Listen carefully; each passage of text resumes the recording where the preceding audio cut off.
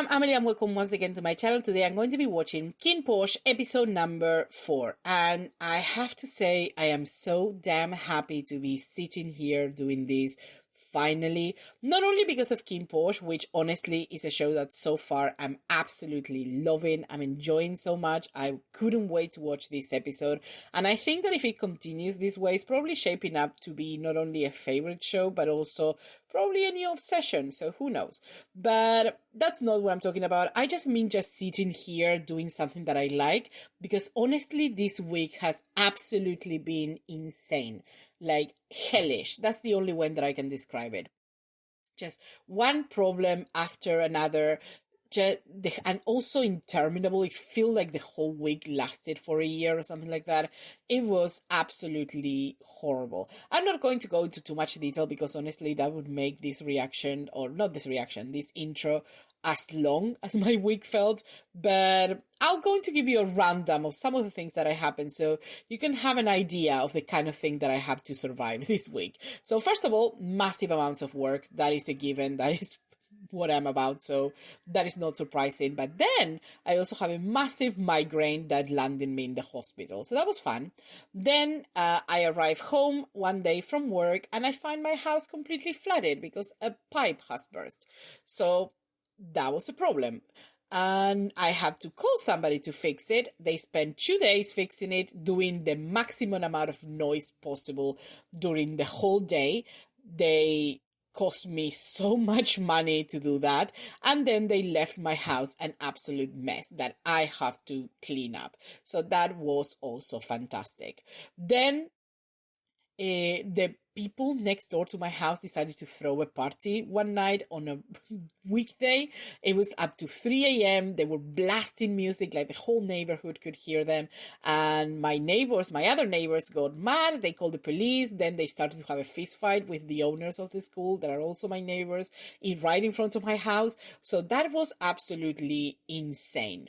I don't know how I would categorize that. Actually, that I don't know if that was my problem, but definitely I wanted to record that night and I couldn't because they were blasting music and I didn't want to get my my video copyrighted by Pitbull or Daddy Yankee. I don't know.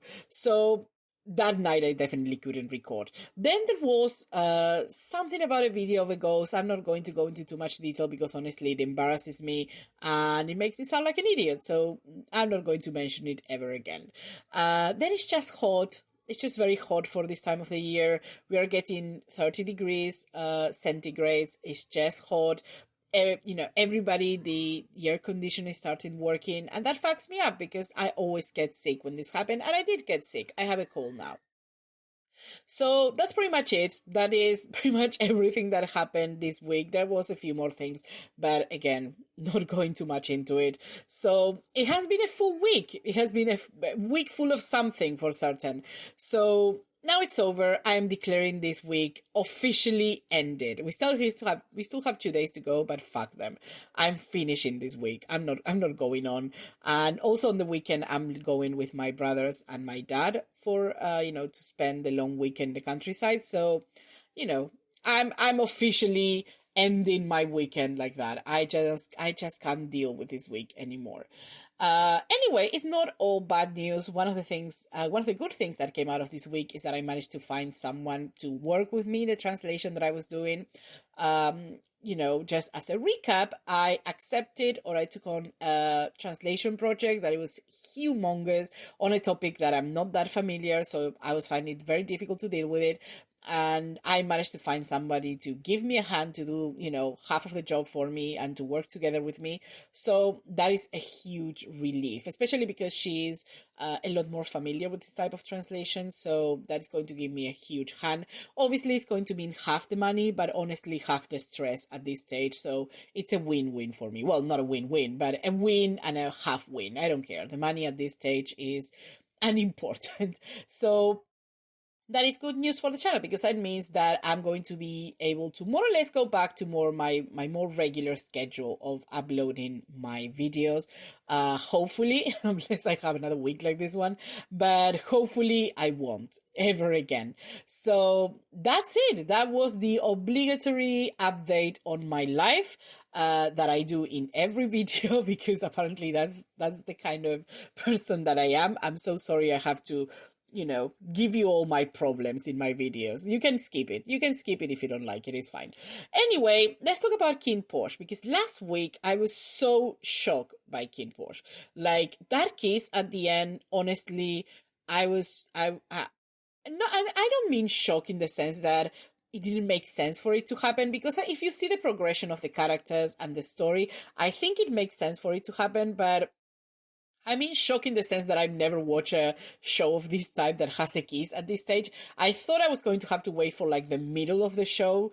Like, how many episodes does it have? I think 15, 16.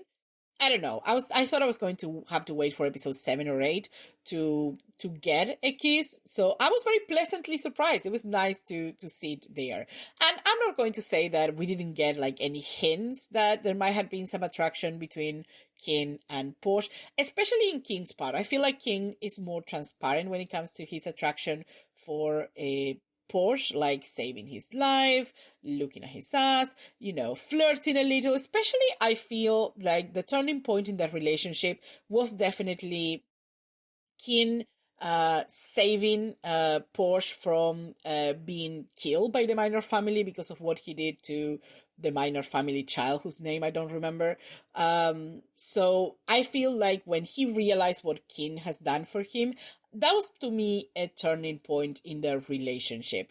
Not only because obviously he realized that King wasn't that bad, like he could be a pretty good guy, but I feel like from then on their interactions then became less confrontational and more flirtatious, if you know what I mean. I feel like this is something that you could see clearly the night after Porsche takes TANKHUN out, that King tells him to take his friend home, like, they're dragging TANKHUN through the house, and, King tells Porsche that he wants to speak to him, and then they start talking, and I don't know how it would come out, like, why are you asking me to do this? You don't know if I'm free or something like that. I said, no, but my boss nowadays gets into a lot more interesting things. So, kind of digging into King, but it didn't feel like he was actually, attacking him or he was actually insulting him. It feels more like a friendly jab, like he was, trying to provoke him, but I don't know, in a sort of flirtatious way. So I feel like their interactions since then had been mostly that. They had been a lot friendlier. But obviously, I think it's in King's part that you can see, more clearly how much he's affected by Porsche. But that doesn't mean that Porsche is not affected either. I feel also that you can see in Porsche's attitude towards being with TANKHUN, like, obviously you can interpret the fact that he actually gets really bored being with TANKHUN, like he's not into watching series and all of that they don't do anything exciting, I guess, and he's definitely hating that, and he started to make an effort to, maybe stop being TANKHUN's bodyguard, which to me it seems like a very weird attitude, because you are there for your brother, because you're going to get money for your brother. It's a job that is dangerous, and you manage to find the one job within that house that is actually the safest one. You're just there taking care of TANKHUN and watching series, and TANKHUN doesn't go anywhere, so you're just there. So that seems like a pretty sweet deal. And I think you can say that, maybe Porsche prefers a more active job than just sitting down there and doing nothing. You can say that maybe, it hurt his ego as well to be what he considers maybe demoted, especially when TANKHUN did that comment that all of the best bodyguards went with his dad and Porsche was there. So obviously that hit a nerve as well. But there was also the conversation that King and Porsche had when King was cleaning Porsche's wound. Oh, well, he was cleaning around Porsche's wound. And I think Kin mentions that Porsche has been making an effort, or he has been doing a lot more stuff, and I don't remember who said it, but something about him, kind of showing what he can do, kind of trying to make up for what he did. I don't remember exactly the phrasing, and I didn't. I honestly, maybe I should have watched it again instead of trying to invent the dialogue. But honestly, I just didn't have time. So I don't know. He said something like wanting to prove himself to somebody else, which obviously was Kin. But I think Kin said it, but I think that's pretty much it. I think that there's also an aspect of that, in addition to all of the rest. I think there is an aspect of him wanting to prove to Kin that he's good, that that he can be better. Because I feel like, working for TANKHUN kind of hurt his ego a little bit. So that's where we are. And another thing that to me showed that Porsche may be starting to get interested in Kin is the fact that during the party they were together a lot, and if Porsche didn't like him, like his friends were there, Pete was there, like he could have, Yok was there, he could have been with anybody else. And yet, a lot of parts in the party, whenever you see him, he's with Kin. He's standing next to Kin. He's sitting next to Kin. So that is, I think, very telling. And the fact that after that he took him, obviously you can say, after the party, everybody was drunk, so probably they were passed out or something, and maybe Kin wasn't. That's why he took him to the pier. But I don't know. If he didn't like Kin, maybe he wouldn't have taken to the pier. Maybe he would have gone alone, or he wouldn't have gone. So I think this case is maybe reading in between the lines when it comes to Porsche. So far we had a lot more from Kin's side, but I don't think that means that Porsche is less interested. And also I feel, I don't think it was stated, because I guess Porsche could be bi, but I think he's supposed to be straight. I don't know if it was mentioned or not. I got that feeling, but I'm not sure. We know that Kin is definitely, I think he's probably gay, because when he was in the bathroom and the girl was trying to seduce him, he says like she was not his type. But I guess that may be just because he doesn't want to get accosted by a random lady in a bathroom as well. So I don't know. We know definitely that he likes men, because we have seen him in, without, we have seen him. We have seen things with Kin. With Porsche, I'm not so sure. So maybe there is a little bit of that. What I'm trying to say with this is that maybe if Porsche, hasn't, let's say, realized that maybe he likes men, maybe he's going to be less likely to, act a certain way, to act like he's more attracted to him. I don't know what I'm saying anymore. Let's just go into the episode. I hope some of that makes sense at least. Anyway, let's go to episode number 4. Do I have it? Is it the right episode? Because before I had put the wrong episode. At least it was episode 1, but it was like, what am I watching?